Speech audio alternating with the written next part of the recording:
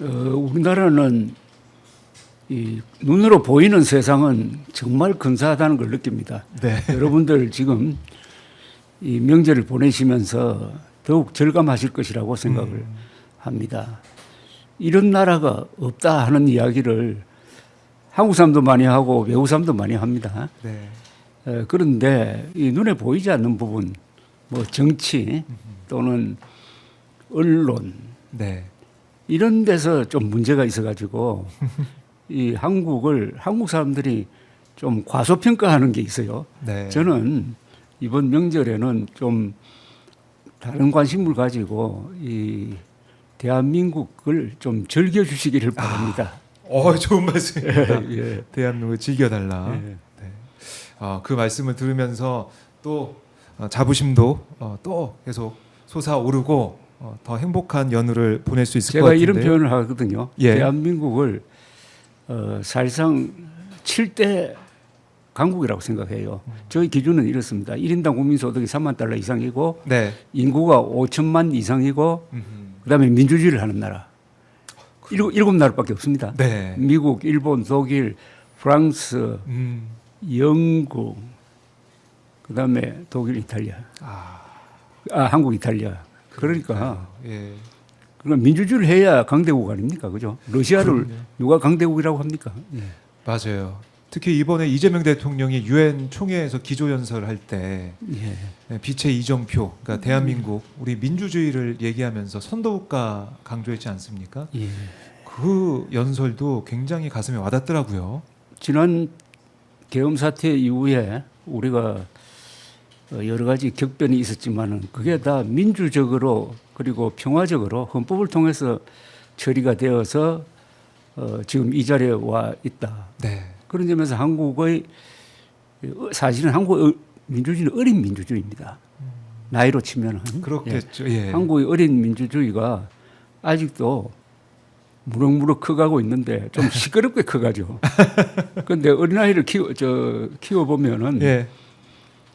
조용하고 가만히 있는 어린아이는 아픈 아이예요.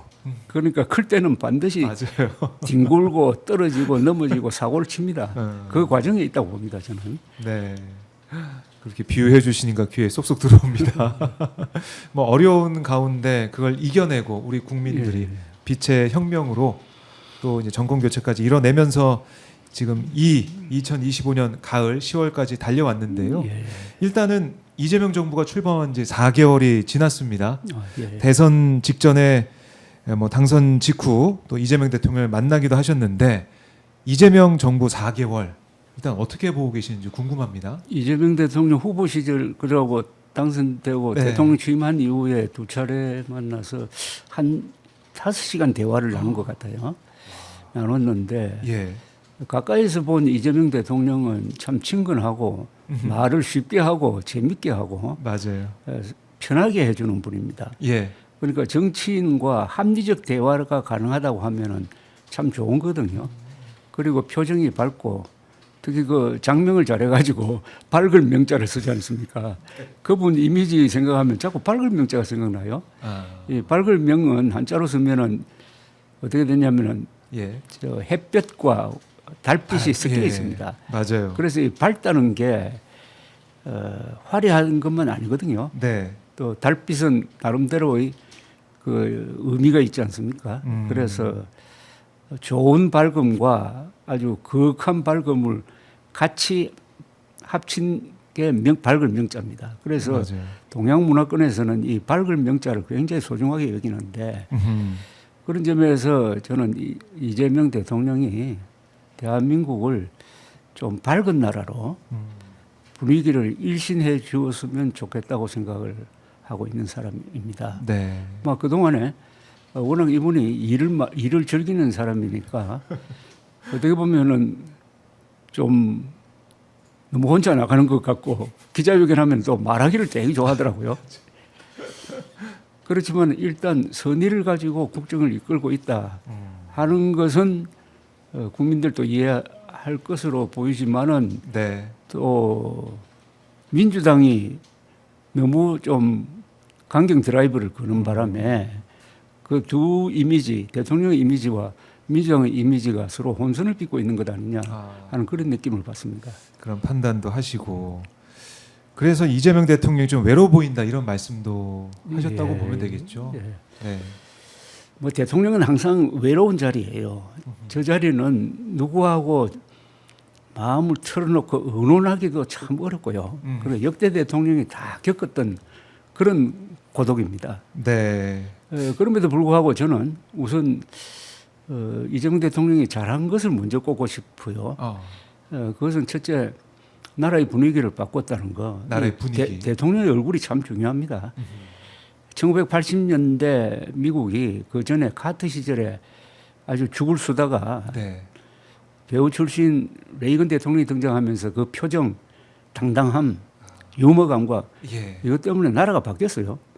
세계가 바뀌었습니다. 그래서 그분이 퇴임할 때는 공산주의가 무너지는 기초를 다 깔아놓고 퇴임했지 않습니까? 네. 그래서 그 대통령의 얼굴이 중요하죠. 그 다음에 구체적 정책으로는 저는 구체적으로 지적할 것 같으면 일단 의료 대란을 일단은 수습하는 실마리를 남겼습니다. 이거 네.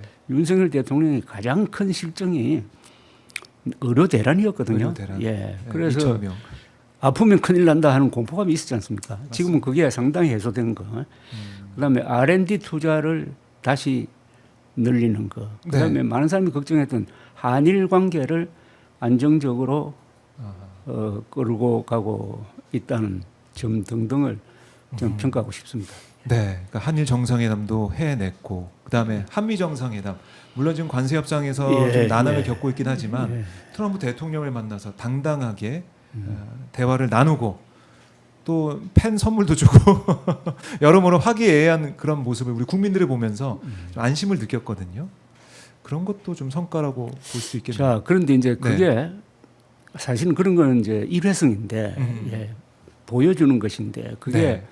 실천 단계로 들어가면은 여러 가지 어려운 점이 있지 않습니까? 그건 뭐 특히 사실이죠. 예측이 불가능한 트럼프 대통령을 상대한다는 것은 세계 모든 지금 대통령의 골칫거리 아닙니까? 맞습니다. 이재명 대통령도 그런 고민에 지금 빠져 있다고 생각을 하는데 이럴 네. 때는 국민들의 도움을 받아야 됩니다. 아하.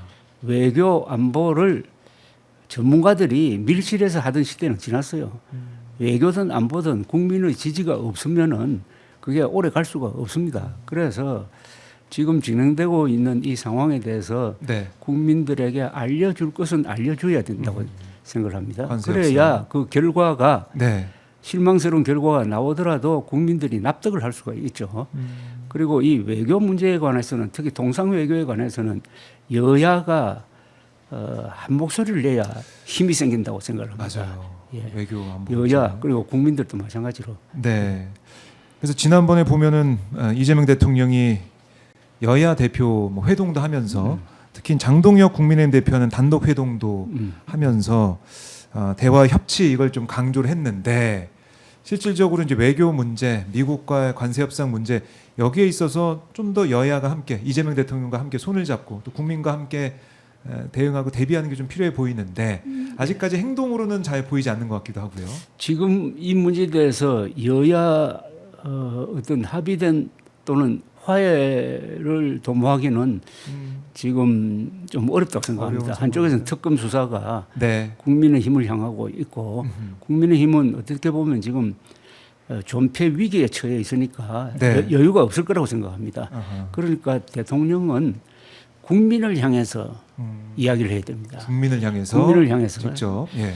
그러려면 대통령의 행동이 국민들 입장에서 보기에는 네. 저분이 대한민국의 대통령이다. 국민 전체를 대표하는 분이다. 네. 라는 인상을 갖도록 해야 될 것이고 그러려면은 이 말이나 은행에서 네.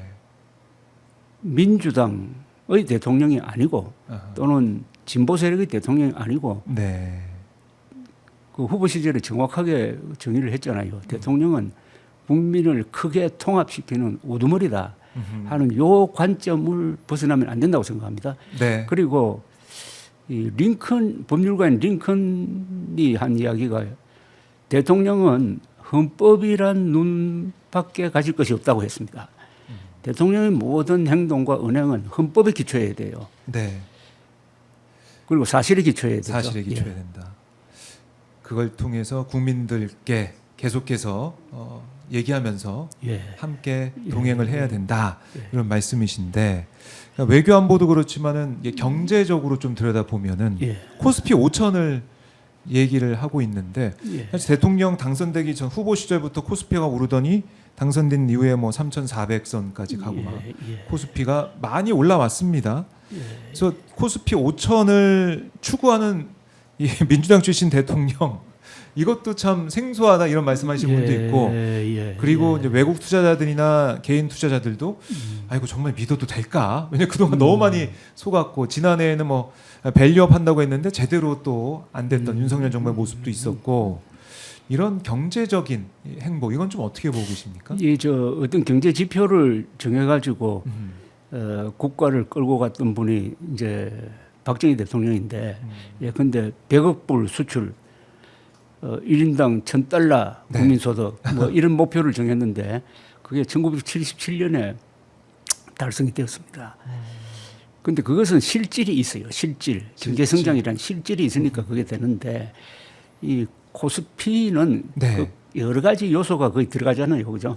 경제뿐만 사실입니다. 아니라 정치 안보 이런 것도 들어가니까 그걸 그냥 하나의 참고 사항으로 해야지 그게 너무 얽매여서는 안 될 것이고 그렇죠. 코스피 5천을 만들어낼 만큼 경제가 성장하고 일자리도 많아지고 네. 물가도 안정되고 국제 수지도 좋아져야 될 것 아니겠습니까? 예.